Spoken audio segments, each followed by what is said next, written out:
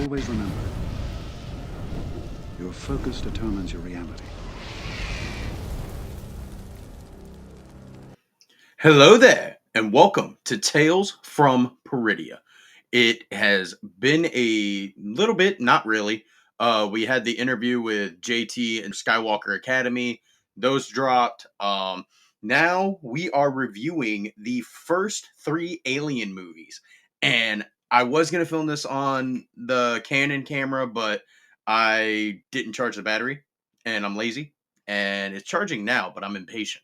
So we're going to take the moist critical penguin zero uh, approach. We're just going to be talking into the webcam about the movie or movies because I don't feel like dealing with YouTube's guidelines and another franchise's copyright shit. I already deal enough with Lucasfilm and Disney. I don't need that. So yes, I know this is a crime that a Star Wars fan such as myself, somebody who is in touch with Roger Christian, has not seen Alien or any of the other movies or anything like that. Um, don't have an excuse aside from they just never piqued my interest until about 2 weeks ago. What? So let's start off with Alien from 1979, directed by Ridley Scott. The movie starts off with the Nostramos heading back to Earth after refining minerals 60 light years away. They're on their way back and they get a signal homing beacon thing that goes off every 12 seconds, and their ship wakes them up. They're in cryo sleep and they basically have to go investigate. They land on the planet LV 426 and all hell breaks loose. They do damage to their ship, but luckily it's repairable. Luckily it's repairable, guys. Luckily, they half-ass it, and we get to meet our cast. Dallas, played by Tom Skerritt, Ripley, played by Sigourney Weaver, of course, Lambert, played by Veronica Cartwright, Brett, played by Harry Dean Stanton, Kane, played by John Hurt, Ash, played by Ian Holmes, and I'm sorry if I butchered this name, Yaphet Kotto, playing Parker, and Bolaji Bodaho, and Roy Scammell as Alien 1 and Xenomorph. This movie blew me away, to be honest with you. They investigate the massive ship and they go to see if there's any life forms on it. Ripley is trying to unscramble beacon messages, and it turns out to be a warning, not an SOS like they thought. And they find a skeleton of an alien species, which I've come to find out is called a space jockey. I don't know why, but I absolutely love that name. That name is fucking fantastic. They do some very nice foreshadowing, and Dallas makes a comment that its chest has exploded. So that's a little nod about what happens later in the movie. Kane goes down and investigates further into the ship, coming across these nasty, slimy egg sac looking things. And it's covered by a blue mist. And I was going to save my glazing for the decoration and the setup for after the recap, but oh my fucking God. Everything in this movie is amazing, from the scale of the ships, the look of the ships, the in-world feel is just there. You can tell Roger Christian worked on this. Like, well, if you know the backstories behind like Star Wars and how Ridley Scott was inspired from Star Wars, and the fact that Roger Christian was the art director and Ian Whitaker as the set decorator. Oh my God. These guys, they did very well with the $11 million budget. They did amazing. Kane slips and falls near the egg sacs and notice that they have life forms in them. Well, they just so happen to open up and they latch onto his face. And even though he's wearing a spacesuit, it uses this acid spit blood that it has to melt the mask and latch onto his face and send this tube down his throat that impregnates him with a chest burster, aka a xenomorph. They head back to the ship, and Ripley gives them a hard time about decontamination, which I understand. But your friend slash coworker is right outside the door with some random alien attached to his face, potentially killing him. But Ripley does say the most logical thing, and it does kind of spoil the movie if you pay attention. And she tells him no, that it could get inside the ship, and infect them. And it kind of does. Kind of sort of does. Ash and Dallas try to remove the face hugger, but they discover that it has acid blood, like I mentioned, and it starts eating its way through the ship. But luckily, it stops right before it gets through the hull of the ship. Later, Ash, Dallas, and Ripley discover the facehugger has released itself from Kane. They then find it after it tries to attack Ripley, and Ash is insistent that it comes back to the company. And you start to see that he's not acting like the normal people, and he's starting to do things in favor of the company. Well, yeah. There's big twist somewhat later in the movie. They make enough repairs to get off of LV 426, and they do. They argue about what to do with Kane when Kane wakes up, and they all start to have dinner when we get the infamous chest burster scene. And that scene was absolutely diabolical, disgusting, bloody, nasty, and I loved it. I fucking loved it. Like, the crew didn't know that it was going to spew fucking blood beforehand, and their reactions, amazing. Oh, fucking amazing. And it's just nasty, dude. There's just something about that nasty, in gritty, like in world feel that I just love about these old movies. Ash stops them from killing the xenomorph, and it runs off into the chrome set. They search all over for the alien, and they jettison Kane's body off after a small funeral service. But the xenomorph, this thing grows extremely fast. It takes the crew out one by one until it's just Ripley left. And it's just a little lackluster of an ending because she basically just jettisons it out of the escape pod that kind of looks like the ghost from Rebels. And we do have that twist of where Ash is the android and he tries to kill Ripley, and luckily Parker and Lambert and everybody else comes and saves the day, and they get rid of his ass, and it's amazing. I loved it. Lambert did not like her character. She was obviously, I don't know, I guess she's supposed to be like how the audience would supposedly react in a situation like that. I don't know. I'm not a big fan of how she acted. She didn't do anything. She just bitched and moaned and then essentially got Dallas killed. So, yeah. This movie is easily one of the best movies that I have watched of 2025 that is not from 2025. I know that Ridley Scott was inspired from Star Wars to direct Alien, and you can honestly tell. Like I said earlier, the scale of the ships, the lived-in feel of the world, everything about this movie, aside from Lambert, is amazing. I have no real gripes about this movie. Are there moments you can see the camera shaking while it's trying to focus on Dallas or Ripley whenever they're talking about why he gave Ash the decision to keep the alien alive? Yes. Can you tell that it was made on an $11 million budget in 1979? Honestly, I thought they had a way bigger budget.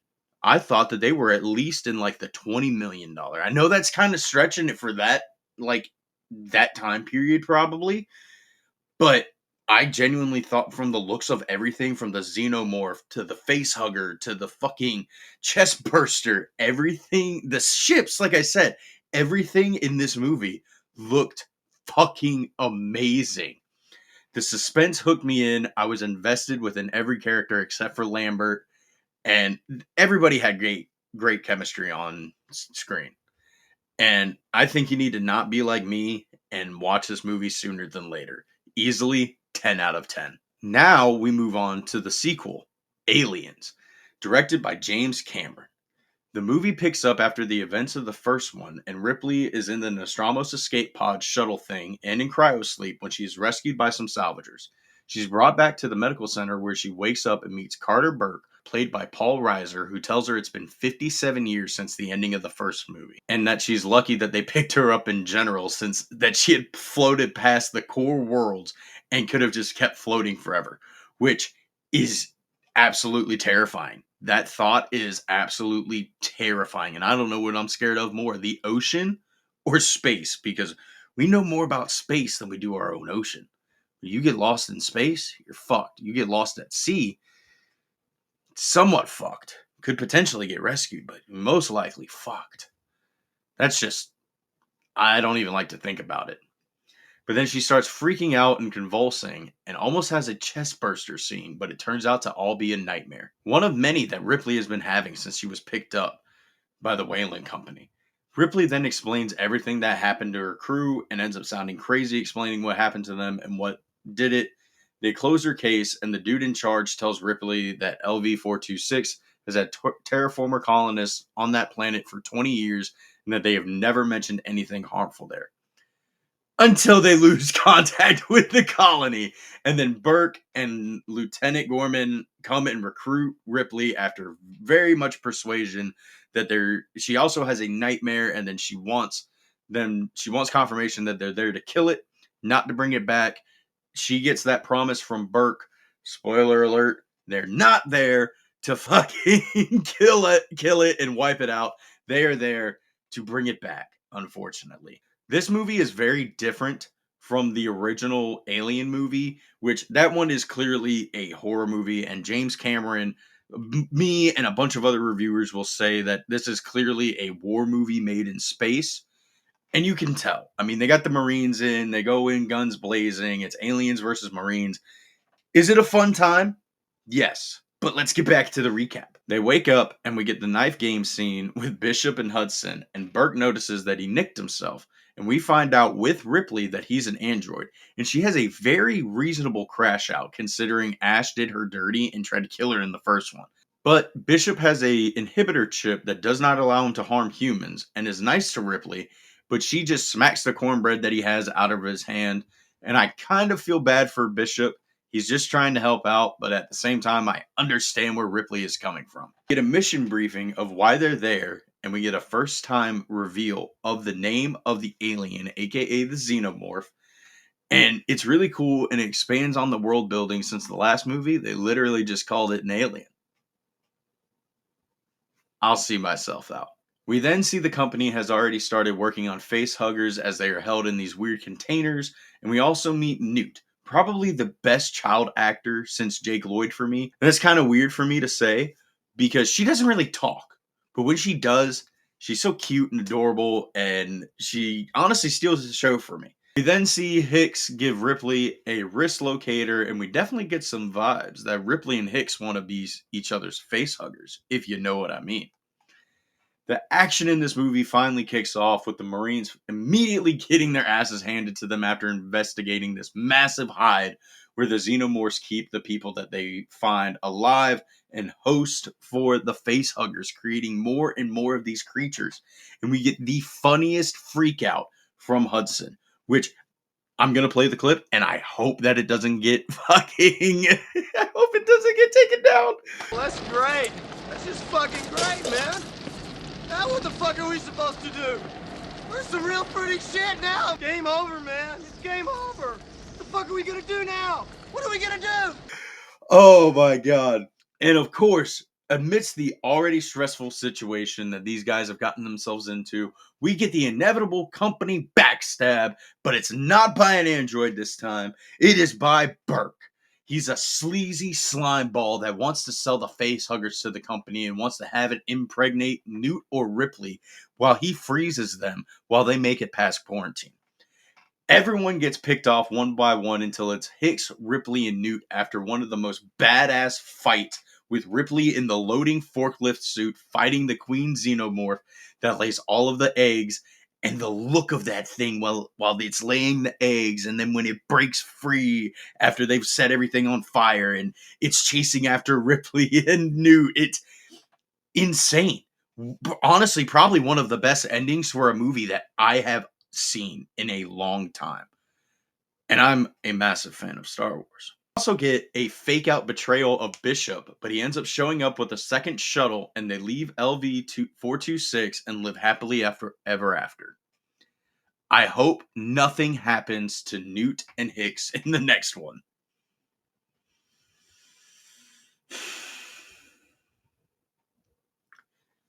Like I said earlier, many other reviewers, myself included, will say that James Cameron essentially made a war movie in space as opposed to the original horror film. The movie is good and it expands on the alien world building and the set designs and the look of the Xenomorph Queen and the rest of the Xenomorphs look amazing as always. But I found myself somewhat bored with this rewatch because what I tried to do with this was I watched the movies, I let it sit, and then I rewatched it. You know, the Michelin star standard that me and Clone Force 97 are doing for the Acolyte review over on Star Wars Nerd. And I found myself kind of bored with it this go around. It was very entertaining. I did enjoy it, but I did find myself checking how much longer was left in the movie pretty frequently. Unfortunately, the next one I didn't do that standard for. I couldn't bring myself to watch that movie again. But let's get to the review of Aliens. Well, get back to the review of Aliens. Like I said, it's not a bad movie in any way whatsoever. Sure, there's some overacting and underacting and some annoying characters like Vasquez or the useless male version of Lambert, aka Lieutenant Gorman. But I still had a good time the first time I watched it, and I did enjoy it the second time. But honestly, if I had to rewatch them and I'm picking Alien over Aliens. Easily 8 out of 10 movie. But like I said, for Alien 3, I was not able to hold this movie to the Michelin star standards. This movie is dirty and grimy and nasty in all of the wrong ways. I understand that there's implied sexualization of the xenomorphs with the shape of their head, the constant wetness, the dildo shaped second mouth that comes out, the face huggers impregnating people after forcing themselves onto somebody's face and sending a tube into their stomach, which impregnates them. But this movie just started off wrong. And it has nothing to do with that. It has nothing to do with what I just said. We'll get to that. These guys killed off Newt and Higgs off screen during, kind of on screen, during the fucking intro credits. They also destroy Bishop.